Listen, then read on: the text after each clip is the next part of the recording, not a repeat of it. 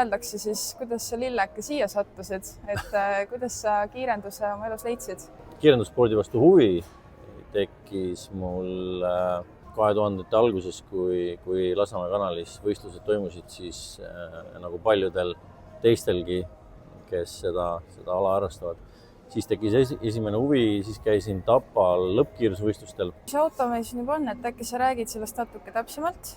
See konkreetne auto sündis siia ilma, siis sellise auto on nagu Hyundai Coupe, eristab teda teistest see mootorikombinatsioon. Milline on su kõige meeldejäävam sõit olnud?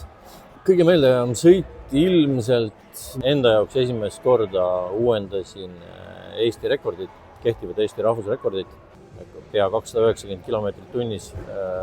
Wow. Niimoodi see nagu jääb meelde. Ta peaks nõu andma näiteks inimesele, kellel on huvi, aga ei oska kuskilt alustada kiirendusega, siis mis nõu sa annaksid? Ma annaks seda nõu, et tule küsi nõu.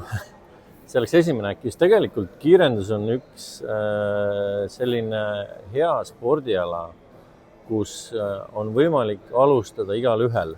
Junior bracket klass, kus siis noortel on võimalik tulla oma lapsevanema autoga, loomulikult lapsevanema nõul, nii-öelda nõusolekul loodetavasti, ka junior dragster klass, kus noored, ma ei tea, 8-aastased tütarlapsed selle sama spordialaga alustavad. Ei pea olema mingisugust hullu sportautot või superautot. Piisab sellest, kui tuledki alustad bracket klassist indeksit sõita.